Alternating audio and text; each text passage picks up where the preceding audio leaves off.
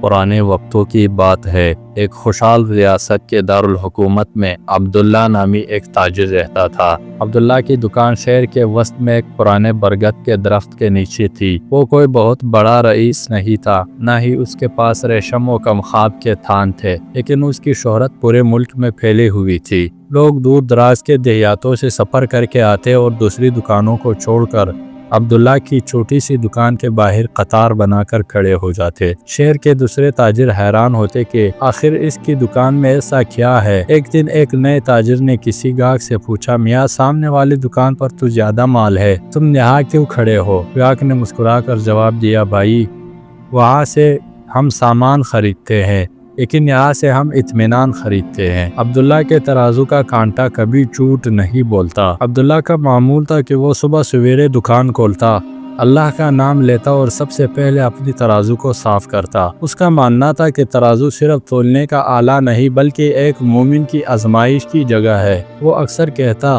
جو یہاں پورا تولے گا وہی کل قیامت کے میزان پر پورا اترے گا۔ ایک شام جب سورج کی آخری کرنیں شاہی محل کے میناروں کو سنہرا کر رہی تھی، بادشاہ سلامت اپنے خاص وزیر کے ساتھ باغ میں ٹہل رہے تھے۔ باتوں باتوں میں ذکر شہر کے بازاروں کا چھڑ گیا۔ بادشاہ نے پوچھا، وزیر با تدبیر، سنا ہے ہمارے شہر کے تاجروں میں بددیانتی بڑھ گئی ہے، کیا اب بھی کوئی ایسا ہے جس پر آنکھیں بند کر کے بھروسہ کیا جا سکے؟ وزیر نے سر جھکایا اور کہا، علی جاں، انسانی فطرت میں لالچ کو دبانا مشکل ہے، لیکن ایک شخص ہے جس کی ایمانداری کی قسمیں کھائی جاتی ہے، اس کا نام عبداللہ ہے۔ بادشاہ نے طنزیہ ہنستے ہوئے کہا، وزیر، سونا چمکتا ہے تو ایمان ڈول جاتے ہیں۔ شاید عبداللہ کو کبھی بڑے لالچ کا سامنا نہیں ہوا، میں خود اس کا امتحان لوں گا۔ میں دیکھنا چاہتا ہوں کہ کیا واقعی انسان کی سچائی مادی فائدے سے بڑی ہو سکتی ہے۔ اگلی شام جب اندھیرا چھانے لگا اور بازار میں رونق کم ہونے لگی، ایک بوڑھا مسافر جس نے پھٹے پرانے کپڑے پہنے تھے اور سر پر ایک میلی سی چادر اڑی تھی، عبداللہ کے دکان پر پہنچا۔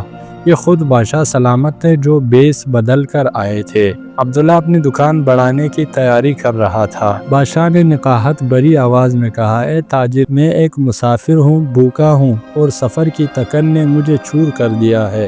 کیا مجھے 1 کلو چاول مل سکتے ہیں؟ لیکن یاد رکھنا میرے پاس دیکھنے کی ہمت نہیں، مجھے دھوکہ نہ دینا۔ عبداللہ نے پیار سے مسافر کو بٹھایا، اسے پانی پلایا اور کہا، بابا جی آپ بے فکر رہے، دھوکہ دینا میرا کام نہیں، میرا کام خدمت ہے۔ عبداللہ نے بڑے سکون سے چاول نکالے، انہیں اچھی طرح صاف کیا تاکہ کوئی کنکر نہ رہ جائے اور ترازو میں تالنا شروع کیا۔ بادشاہ چھپی ہوئی نظروں سے دیکھ رہا تھا کہ کیا عبداللہ جلدی میں کم تولتا ہے، لیکن عبداللہ نے ترازو کے پلڑے کو بالکل برابر رکھا اور ایک مٹھی چاول اضافی ڈال دی کہ کہیں ترازو کی ہوا سے کوئی کمی نہ رہ گئی ہو۔ جب ادائیگی کا وقت آیا تو بادشاہ نے اپنی جیب سے ایک ریشمی تھیلی نکالی۔ اس نے جان بوجھ کر چاندی کے سکوں کے بجائے 5 سونے کے سکے نکال لیے اور عبداللہ کے ہتھیلی پر رکھ دیے۔ بادشاہ نے فوراً اپنی کٹوری اٹھائی اور تیزی سے اندھیرے کی طرف چلنے لگا جیسے اسے کچھ یاد نہ ہو۔ عبداللہ نے جیسے ہی ہاتھ کی طرف دیکھا وہ چونک گیا۔ اس نے پکارا، اے مسافر رکیے، آپ غلطی کر رہے ہیں۔ بادشاہ نے قدم نہیں روکے اور دور سے کہا، رکھ لو بیٹا، میں بہت امیر ہوں، یہ تمہاری خدمت کا صلہ ہے۔ عبداللہ دولتا ہوا گیا اور بادشاہ کا راستہ روک لیا۔ اس نے سونے کے سکے واپس کرتے ہوئے کہا، جناب یہ سکے آپ کے ہیں، میرے نہیں۔ 1 کلو چاول کی قیمت صرف چند تانبے کے سکے ہے، یہ تو سونا ہے۔ بادشاہ نے اسے آزمانے کے لیے آخری وار کیا، میاں اس وقت بازار خالی ہے، کوئی تمہیں نہیں دیکھ رہا، میں بھی پردیسی ہوں، کل چلا جاؤں گا۔ ان سکوں سے تم اپنی قسمت بدل سکتے ہو، ایک بڑی دکان کھول سکتے ہو، کیوں اپنی غریبی پر ضد کر رہے ہو؟ عبداللہ کے آنکھوں میں آنسو آ گئے۔ اس نے بڑے وقار سے جواب دیا، محترم، آپ کہتے ہیں مجھے کوئی نہیں دیکھ رہا، میرا رب مجھے دیکھ رہا ہے۔ ان سکوں سے میری دکان تو بڑی ہو جائے گی لیکن میرا ضمیر چھوٹا ہو جائے گا۔ میں لوگوں کے سامنے سرخرو ہونے سے زیادہ اپنے خدا کے سامنے شرمندگی سے ڈرتا ہوں۔ یہ لیجئے اپنا مال، مجھے صرف میرا حق دیجئے۔ بادشاہ یہ سن کر حیران رہ گیا۔ اس نے اپنے چہرے سے چادر اٹھائی اور عبداللہ کے کندھے پر ہاتھ رکھا۔ عبداللہ، میں مسافر نہیں، اس ریاست کا بادشاہ ہوں۔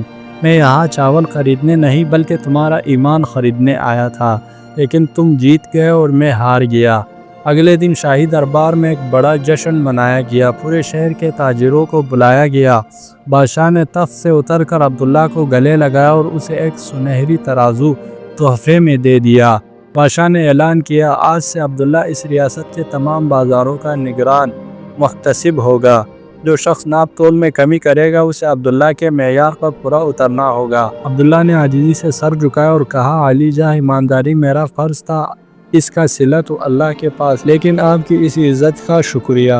حاضرین، اس کہانی سے ہمیں یہ سبق ملتا ہے کہ جب انسان کے دل میں خدا کا خوف ہو تو دنیا کی بڑی سی بڑی لالچ بھی اسے راستے سے نہیں ہٹا سکتی۔ ایمانداری وقتی طور پر مشکل لگتی ہے، لیکن اس کا پھل ہمیشہ میٹھا اور پائیدار ہوتا ہے۔ کیا آپ بھی اپنے کام میں اتنے ہی ایماندار ہیں؟ کمنٹس میں ضرور لکھائیے گا۔ مزید ایسے کہانیاں سننے کے لیے ہمارے چینل کو سبسکرائب کریں۔